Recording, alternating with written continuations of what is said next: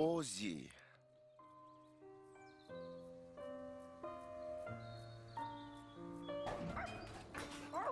Kaç Ozzy, kaç.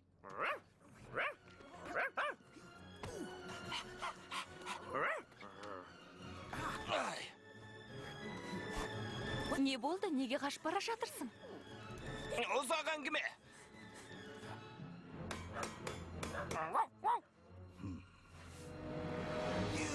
Hey, tağı sen be. Şıgırmek. Kapalım seni mi? Ay. Ay. Hey! Ah! Abayla.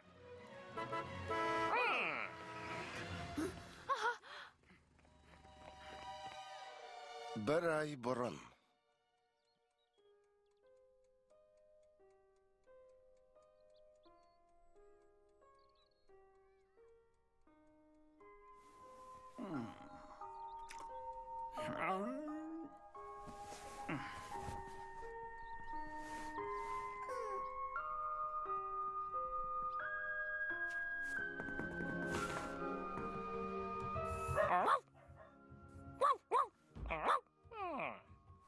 To'xtay tur, Ozzy. Tanash, tura tur. Tezірек. Әжетімді өтеуім керек, күтіп тұрмайды ғой. Bo'ldi, tap-tavr surat chiqdi.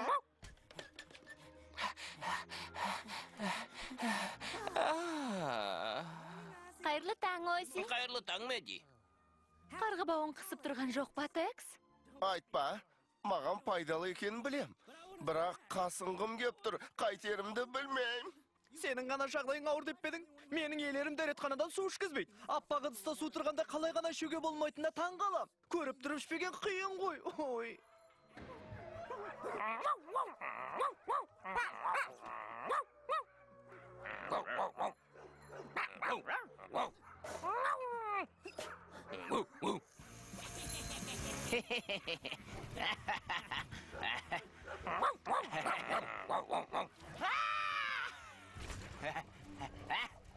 Мә саған. Қане екінші рет? Иә, келесі.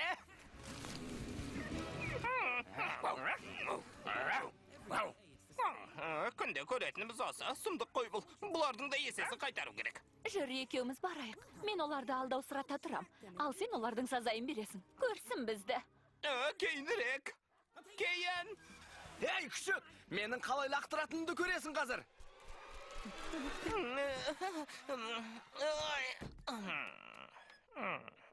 О, газета келдің бе, рахмет, Озzy. Паула, бір тілімнен қада орын қалдыр. Жоқ, жегім келмейді, үнемі күйдіріп пісіресіз. Күйдіріп деймісің, ол не дегенің? А?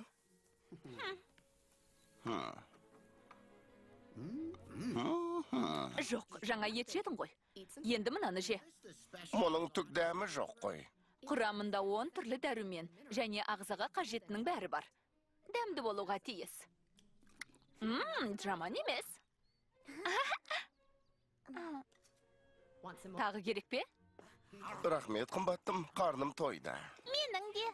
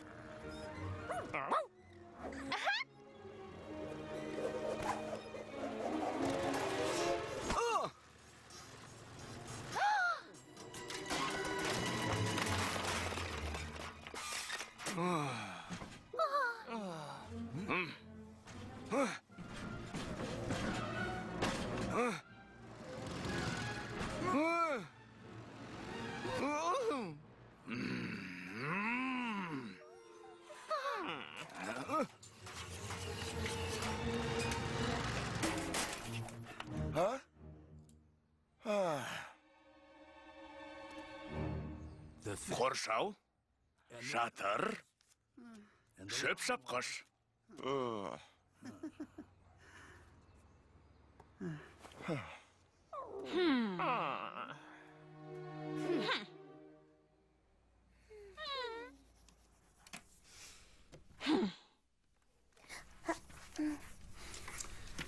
Бізге келіңіздер. Жан жануарларға бізден артық қарайтын ешкім жоқ.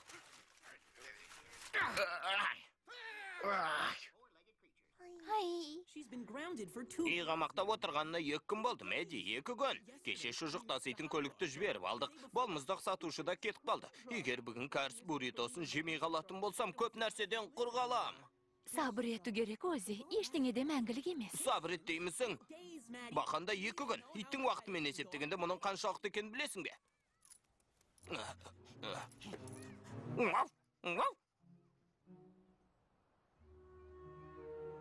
Шыға алмаймын, Ози. Жазамды өтеп біткем жоқ.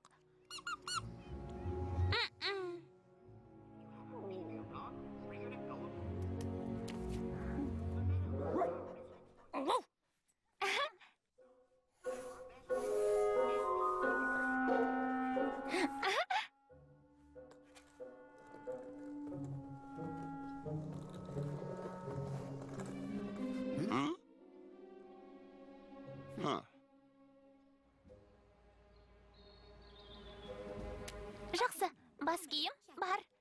Кешірімін алу үшін апама гүл алдым. Ал енді іске сәт. Ал сен ше, Ози, дайынсың ба?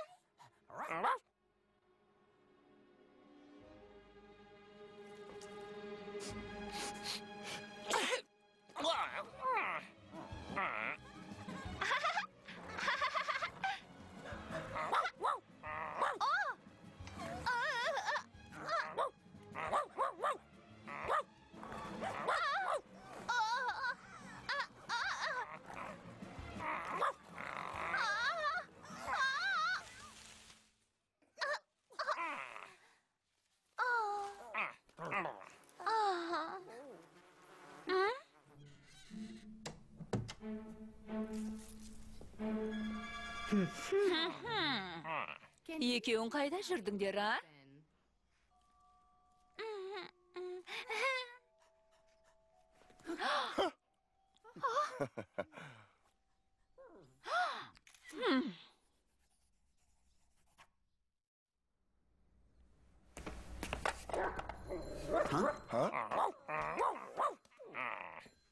Рахмет, Ози. Хатты өзім алайын.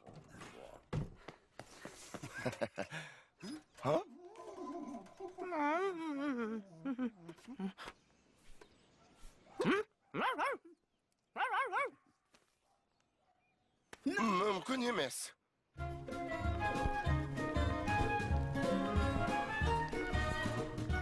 Жапонияға баратын болдық. Алақай, 4 жылдызды қонақ үй, ішінде бәрі бар. Демалатын болдық па? Музыкалық комикстердің халықаралық фестиваліне жіберіп отыр. Егер ол туралы жазар болсам, оқырмандарымыз 2 есе көбейетін болады. Қызғаннан көгеріп кеттің бе қияр? Ал сен ше өртеніп барасың ба кәуап? Ози, біз Жапонияға бара жатырмыз, Жапонияға! Ози, Жапонияға бара алмайтын болды. Неге? Мен виза алайын деп елшілікке барып қайттым. Олардың айтуы бойынша, итті бірге алып барар болсақ, оны уақытша қамақ қалады екен. 2 апта бойы ешқайда шыға алмайды. Біз оны осында біреуге қалдырып кетейік. Қалай қарайсың? Иә, Марк. Жоқ, ол балаларды жақсы көреді. Үйді бұлғамайды. Ол тіпті PowerPoint-ты да біледі. Жоқ, әрине, бірақ тез үйреніп кетеді. Алло, Марк?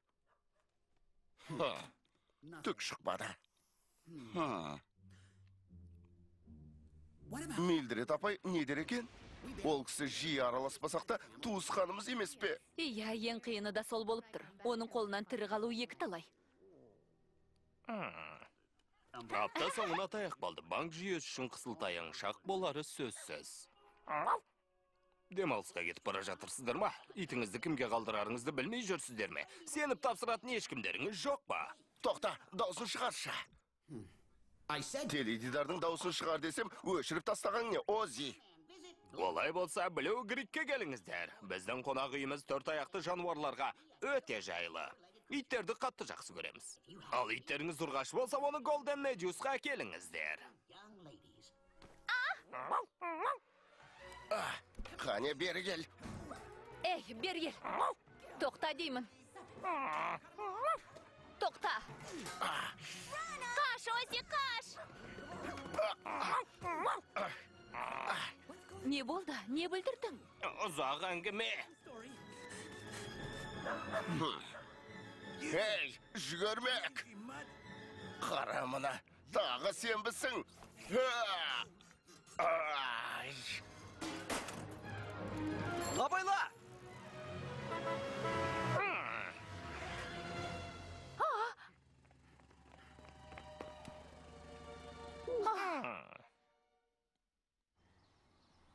Уайымдама, күнім. Бір ай көзді ашып жұмғанша өте шығады.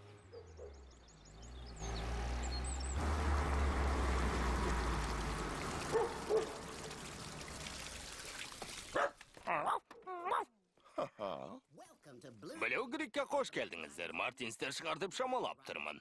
Натаниэль Робинс. Танысқанма қуаныштымын, ал мынау не? Демек, мына мырзаның аты Ози екен ғой.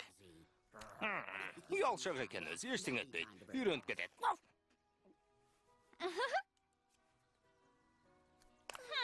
Кешіріңіз, бұрын соңды оны ешкімге тастап көрмебедік. Айтпасаңыз да түсінікті, көп кешікпей пікіріңіз өзгереді. Жүріңіздер. Мен сіздерге көрсетіп шығайын.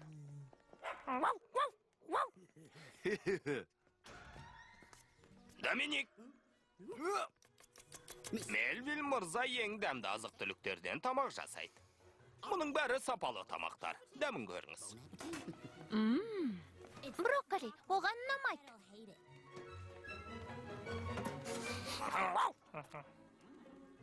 Ал мынау иттердің саунасы.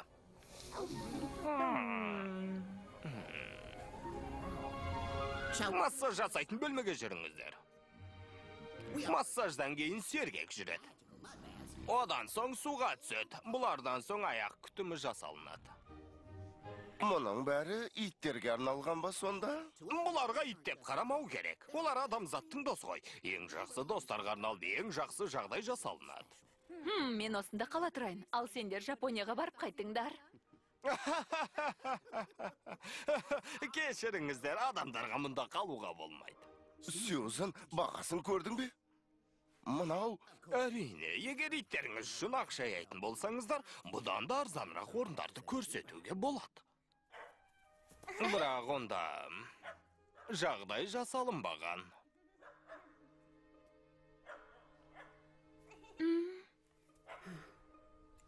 Қай жерге қол қояйын?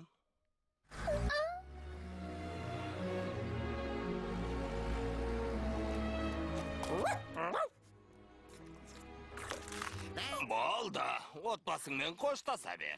Енді оларды ұзақ уақыт көрмейсің. Ұзақ уақыт. Доминик, бәрі қайтадан орындарына қайтсын, әдеттегідей бәріне хабарла. Иә. Шомылу уақыт аяқталды. Табаныңды жалтырат.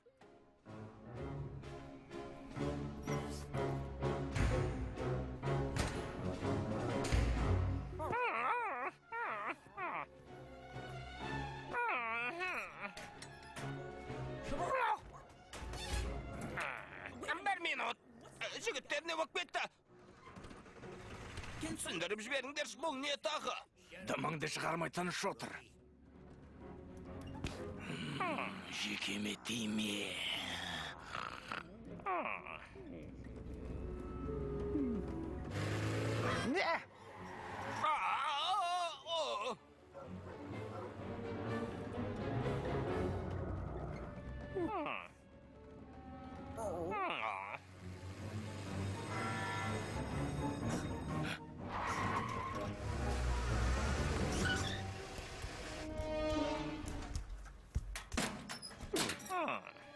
Бәрің түгел шығыңдар қане. Тезірек қимылдаңдар. Демалыс бітті.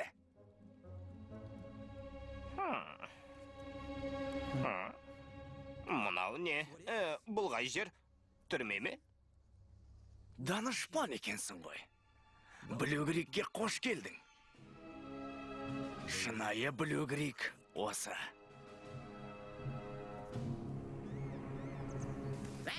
Қане тездетіңдер, бәрін көлікке теңдер.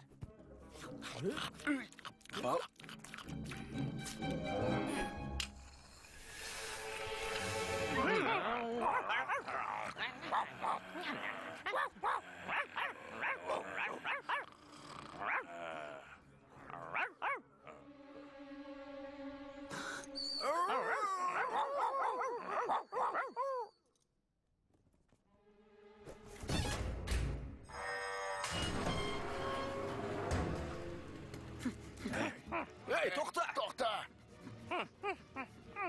Мені дала кетіңдер. Ай.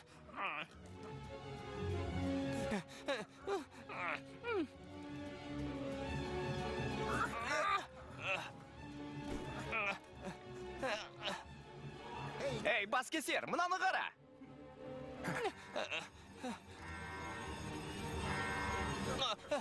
Жоқ! Денеңе қан жүгірді ме? Өзің жүгіргенді жақсы көреді екенсің? Бекер ақ.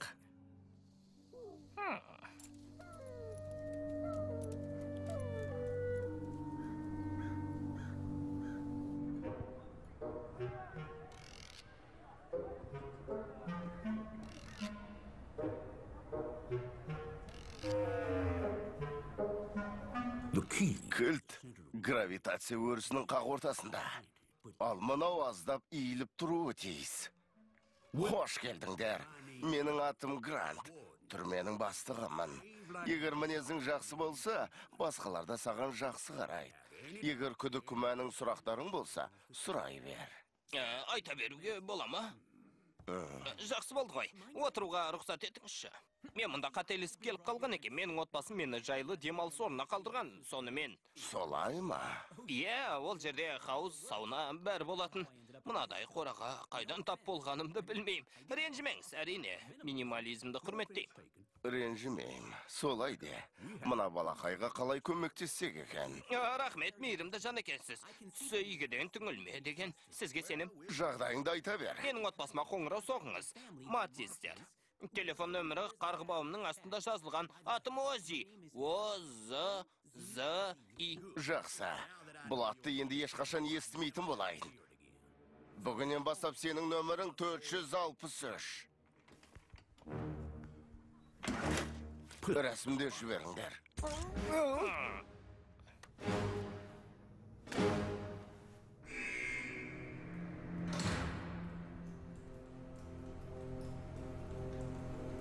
Жаңадан біреу келді. Күшек, жылағың келіп тұр ма? Қане айтшы, маған жылағың келіп тұр ма? Оған тырнағымды аздап батырып жіберсем, иесін шақырып, шәуілдей кететін шығар. Өндеріңді өшіріңдер. Өңшең иттер ешқайсың шәуілдерді естімейтін болайын. Есіңде болсын, 463. Бұл жердің қожайыны менмін. Бәрін көріп тұрам, бәрін естимін, бәрін сезем, бәрін білем. Егер жаныңа тыныштық керек болса, тып-тыныш отыр. Қош келдің.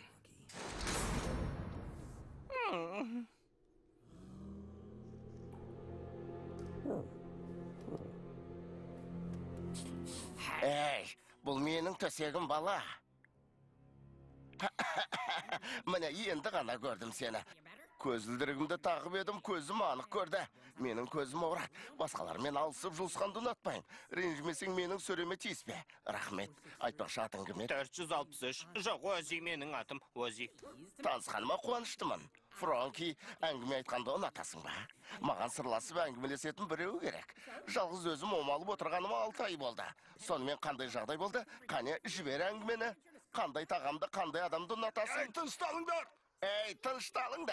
Сонымен қайдан келдің? Жарайды, айтсам айтайын. Бірақ бұл әңгімені басқаларға айтушы болма. Мен мұнда уақытша тұрам. Бір айдан соң келіп, мен бұл жерден алып кетем. Әрине, мені де алып кетем деген. Реми сені қашан алып кетуі керек еді? 1 айдан соң. Мұнда жүргеніңе қанша болды? 1 жыл. Ал сен ше, Рос? Мен де солай. Иә, кешіріңдер, өкінішті екен, бірақ менің иелерім ондай емес, олар мені міндетті түрде алып кетеді. Иә, не десің де өзің біл. Айтып қояйын, мен қашуды жоспарлап жүрмін. Қаласың маған қосылуыңа болады. Бұған қалай қарайсың? 10 болды, жарықты өшір.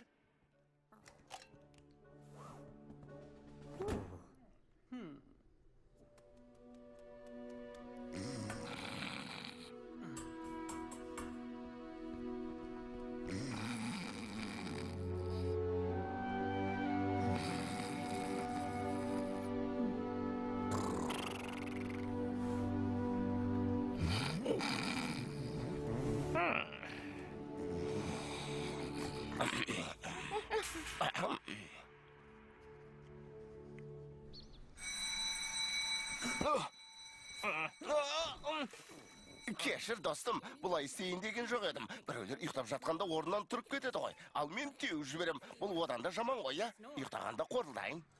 Ей, тұрыңдар! Тасбақаға ұқсамай тезірек қимылдаңдар. Болыңдар дедім сендерге. 189, тезірек бол, әйтпесе оңдырмайды. Есінегенді қой 92. 2 апта тұрған қоқыстың иісі шығар. Айтайын деген сөзің бар ма еді? Тыңдағым кеп өліп барам. Честер, мынау Ози менің камераласым. Қане, оған бір мүмкіндік берсеңші. Бүгін бірінші күн ғой. Әрине, жаңадан келгендер әдетте шу шығарып жібереді, соны да білмеймісің. Тынышталыңдар қане. Есікті ашыңдар. Өлетін қойдың өкпесі құсамай тезірек қимылдасаңдаршы.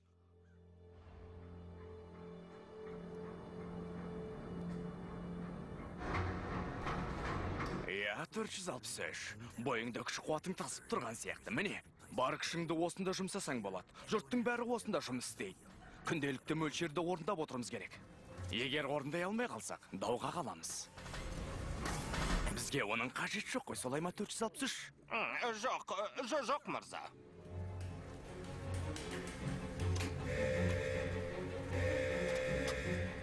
Жүз 63, ештеңе болған жоқ. Міне, мынау сенің орның. Бұл конвейер тоқтамайды. Шаршасаң да бізге бәрібір. Шөлдесең тіліңді салақтат. Дәрет сындырғың келсе, аяғыңды көтер. Бірақ конвейер тоқтамайды. Іске кіріс.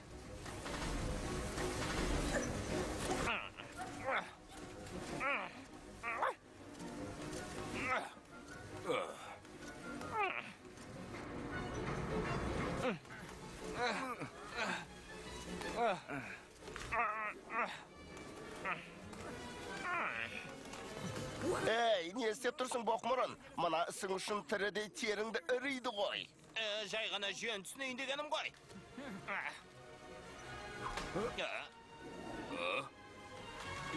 Қорықпаңдар, бәрі қатаң бақылауда.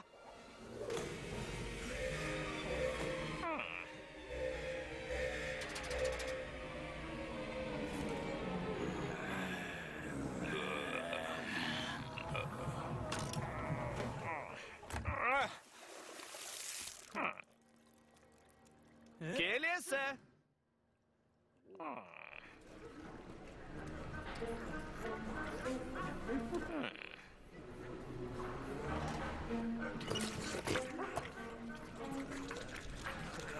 Келесі.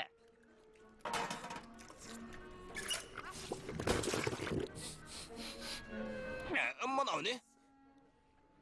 Түріне қарасам... Иә, балақай, иә. Мысықтың тамағы. Мысықтың тамағы сұмдық қой бұл. Тамақ туралы бірденге дедің бе 463? Айтар жоқ, дәмді тамақ.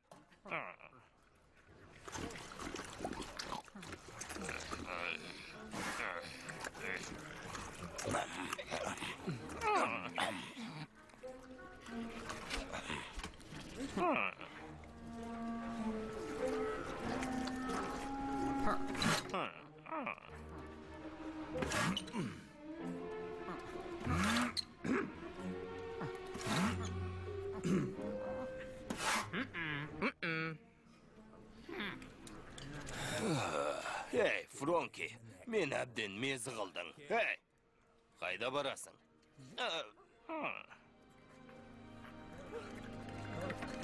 Мен бе, рахмет. Шақырғаныңызға ризамын. Менің атым Ози. Алла сіз ше? Бұл жерде достарыңыз сөйлесуге міндетті емессің. Сондықтан тамағыңды жеде тыныштыққа құлақ тұр.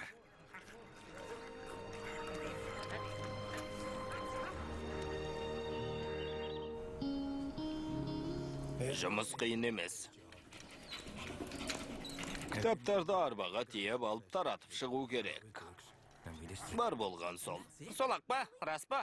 Көмектескеніңе рахмет. Маған бұл жұмыс ұнайды. Жаныңа бұдан артық тыныштықты қайдан табарсың? Бұл Стардоктың арнайы нөмірі ғой. Сенің комикстерді ұнататынды білмеппін. Жоқ, жұмсақ бірдеңе шайнайын деп едім.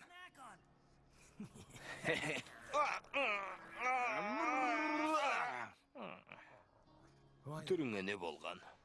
Өзім табайын. Үйіңді сағынып жүрсің бе? Егер сенің орныңда болсам, қайдағы бір адамдарды сағынып мұңаймас едім. Олар қайдағы бір адамдар емес. Олар менің отбасым, олар мені жақсы көреді. Әрине, олар бәрімізді де жақсы көреді. Бірақ бір күні махаббат таусылады. Сол кезде... Жоқ, олар мені мұнда тастамайды. Бір күні келіп алып кетеді.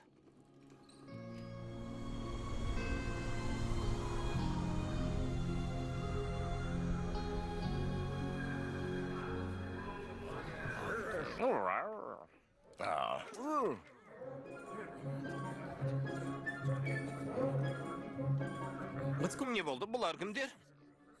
Оны жұрт радар деп атайды, өйткені кімнің кімге не дегенін біліп қояды. Ей, радар, жағдайың қалай? Жағдай? Жағдайды сұрап тұрмысың? Аспаннан түскенде болып тұрсың ғой. 6-шы күні біздің көзімізді жояды, міне жағдай. Бүгін Вито келеді. Бәрдің басқаратын сол. Оның ақ дегені алғыс, қара дегені қарғыс, барып тұрған ит. Витоның жүрген жерлан көзіне көрінбе. Ей, Чиф, бүгін бастала ма? Бүгін 6-шы күн емес пе? Өшірініңді радар. Шәуілдеп мазамдалдың ғой. Құйрықтарыңды қысып алып, кетіңдер бәрің.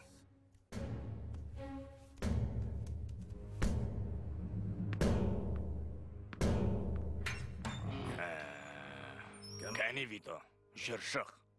Шық.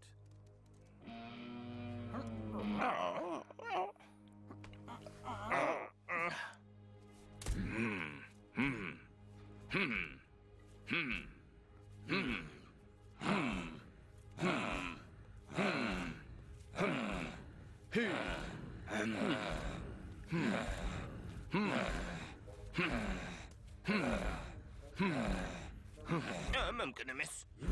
Осы ма? Не? Вито деген осы ма? Бұл жай ғана чихуахуа ғой.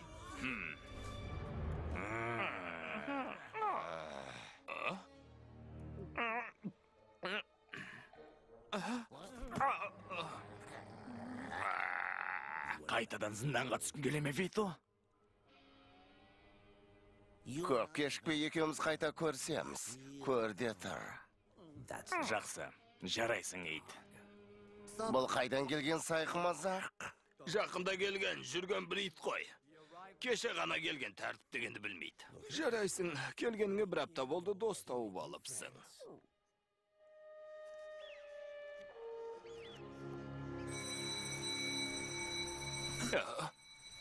Ой! Франки, сараң боп көрінгім келмейді, бірақ мына саттың мәселесін шештегі жақсы болар еді. Байлап қоямыз ба, әлде? Франки?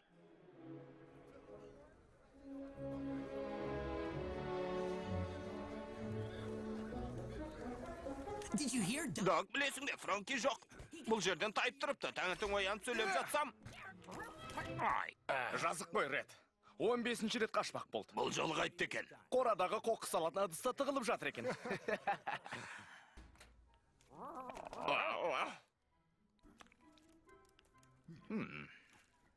Білесіңдер ме, жігіттер, бұл жолы сәті түсейін деді, аз қалды. Тек бір ғана техникалық қателік кетті. Әдеттегідей бір ғана техникалық қателік бе?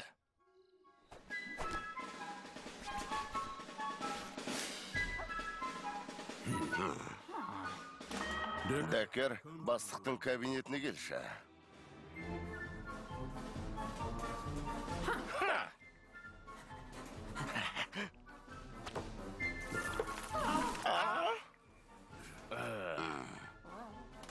Дәкер, бастықтың кабинетіне келші дейін. Алақай, бостандық!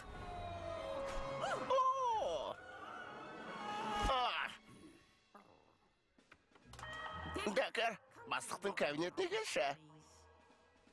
Ей, Фронки, қойсаңшы сенде. Бұл ісің біз үшін де қорлық болды ғой. Беріл деймісің? Жоқ. Одан да өлгенім артық. Әрине мені түсінбейсіңдер, бірақ сыртта мені бір адам күтіп тұр. Зағип адам, естимісің? Мен оның көзімін.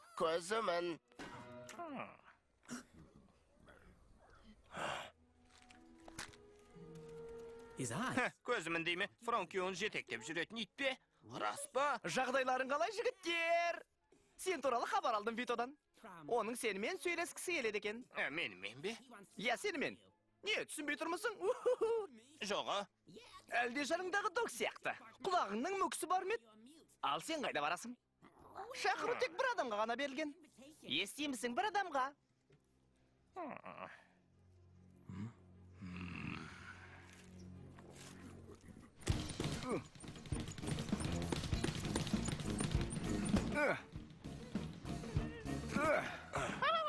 Келесі.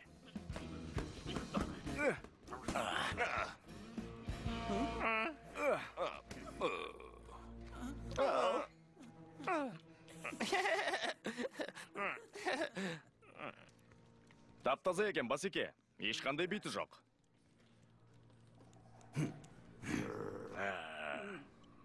Сәлем, жігітім, мына жерді білесің бе?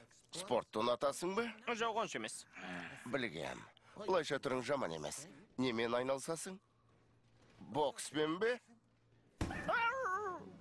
Жоқ, бокспен емес, жоқ. Түсінікті, сені жүгіргенді ұнатады деп естідім, мұның жаман емес. Мен олай демес едім. Сонда, иттер маған өтірік айтты дегің келе ме? Жоқ. Онда сен алдап тұрсың ғой. Мен бе, саған ба, өле алмай жүр ғой деймісің? Білем. Сонымен менің уақытымды алма. Жүгіре аласың ба, жоқ ба? Қане айт. Иә, жоқ, білмейм. Ештең етпейді, балақай. Демал. Терең демал.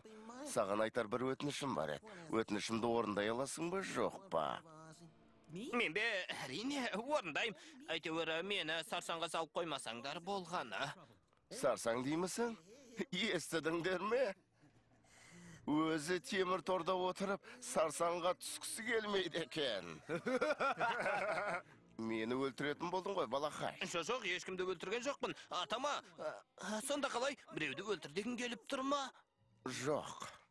Өзіңді өлтір дегім келіп тұр. Өлгенше жүгір. Әзілдеп тұрмын. Жақсы жігіт екен, қарапайым өзі. Жарайсың. Мәссаған, мұнау не? Жарысатын жер. Тұтқындар күзетшілерге қарсы. Олардың мықтылары мен біздің мықтыларымыз алаңға шығады. Мынау біздің чемпионымыз, аты Сүйрік. Бірақ соңғы жарыстарда жол болмай жүр. Ынтасы жоқ. Оған көмектесіп жібер. Екеуің жарысыңдар. Бұл әзіл емес пе, жарайды. Жарысу қиын емес. 2-3 айналым ғана денесін қыздырып алсын. Дос ретінде маған бір көмегің болсын. Жарайды. Керемет, айттым ғой саған. Сен жақсы жігітсің. Ози, сені Ози деп атауыма бола ма? Мені баяғыдан солай деп атап жүрсің ғой, сені Вито деп атасам бола ма? Жоқ. Қане орындарыңа тұра қалыңдар. Сапқа тұрыңдар. Дайындалыңдар.